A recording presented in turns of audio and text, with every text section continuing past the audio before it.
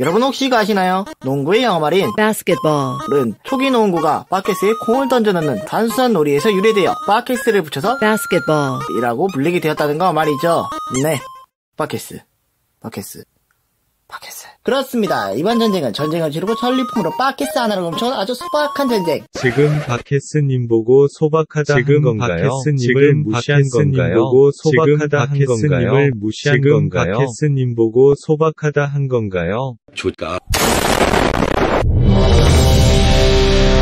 이 전쟁은 이탈리아가 통일되기 전에 존재하고 있던 작은 국가인 폴로냐와 모데나 사이에만 벌어진 줄 알았는데 생각보다 연관된 것이 스케일이 커서 신성로마 제국 얘기부터 해보도록 하죠. 지금의 독일과 오스트리아, 프랑스와 이탈리아 일부를 차지한 거대한 제국이 있었으니 이것이 바로 신성로마 제국입니다. 우와, 정말 땅이 크네요. 땅이 크다고 놀라지 마세요. 정작 가보면 여러 날 갈라진 땅바닥처럼 수분 부족으로 갈라진 우리의 피부처럼 아주 작은 여러 나라들로 구성되어 있으니까요. 하지만 이들 사이에도 일종의 라인이 존재하고 있는데요. 바로 황제 중심의 라인과 우리가 아는 바로 그 교황 중심의 라인이 그것이죠. 여튼 이렇기 때문에 신성 로마 제국의 권력은 당연히 황제와 교황이 서로 2등분해서 나눠가지고 있었고, 황제와 교황은 권력을 차지하기 위해서 서로 싸우게 됩니다. 물론 황제가 워낙에 약했던 터라 황제가 교황에 가서 싹싹 비는 일이 생기긴 했지만 말이죠. 참고로 이 사건이 바로 우리가 아는 세계사 시간에 배우는 카누사의 구적이며, 이 사건을 이유로 황제는 복수를 다짐하고 황제 라인과 교황 라인이 본격적으로 서로 싸우게 되면서 신성 로마 제국이 개판 5분전이 되게 됩니다. 하지만 예외도 있었죠. 이탈리아는 알프스 산맥이라는 지형적 방벽이 있었기 때문에 내부의 혼란으로부터 안전했거든요. 이에 황제가 자신의 영향력을 높이기 위해서 이탈리아를 여러 번 쳐들어왔으나 번번이 실패했고, 결국엔 이탈리아 국가들이 연합한 룸바르디아 동맹에 의해 패배하고 황제가 사망하면서 완전히 실패로 돌아가게 됩니다. 그래서 너네 누구 라인이라고?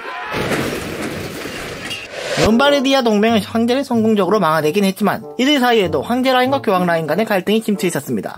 그리고 이들 중 교황을 지지하는 이들은 켈프파, 황제를 지지하는 이들은 지벨리파라고 불렸으며, 이번 바켓스 전쟁의 주연이 되는 나라인 폴로냐는 켈프파, 모데나는 지벨리파에 속해 있었습니다. 특히나 얘네들은 지리로 가까운 것도 있었고 원래 라이벌 사이였기 때문에 갈등이 조금 더 심했으며, 바켓스 전쟁 이전에도 이미 볼로냐의 선박으로 한번 전쟁을 치른 경험이 있었죠. 그리고 바켓스 전쟁이 시작되기 얼마 전에 이르러서는 양국 간의 분쟁이 더욱 심해지고 있었고, 이 과정에서 양국 국경 간의 농지가 황폐화되기도 했습니다. 특히 볼로냐 같은 경우에는 2주간 모데나의 국경을 침입하면서 깽판을 쳤다고 하네요. 이런 볼로냐의 깽판 투어보다 더욱 심각한 문제가 있었으니 바로 바켓스가 사라진 것이었습니다. 뭐래, 여기 있잖아.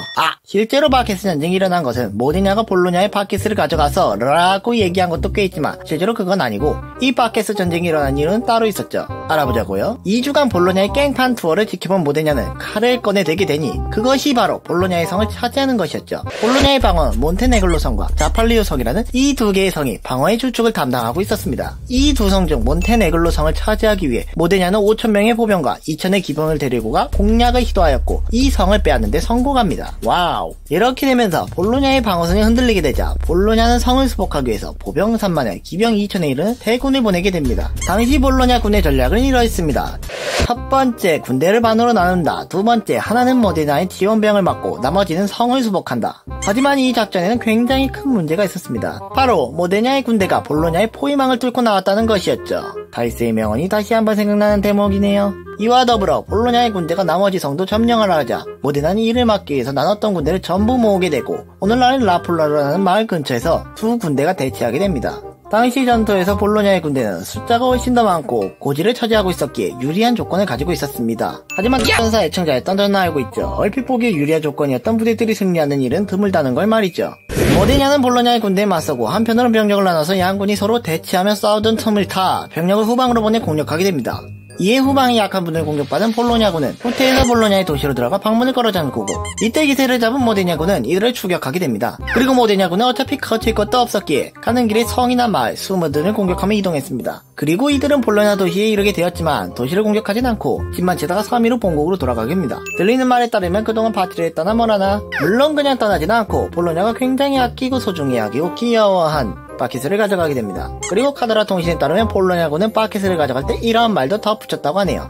야, 양동이가 갖고 싶어? 근데 이제 물도 왔는데 어디다 쓰려고? 뭐 카더라 통신이니까 여러분이 알아서 걸러 들으세요. 여하튼 볼로냐는 빼앗은 바켓스를 시청에 전시하게 되고, 이후 평화협정을 체결한 후에는 모데냐가 돈을 내서라도 가져오고 싶어 했지만 결국 바켓스는 받지 못하고 성과 뺏은 땅만 돌려받게 되었죠. 이 전쟁에서 모데냐는 500명이 죽었고 볼로냐에는 2,500명이 죽게 되었다고 하네요.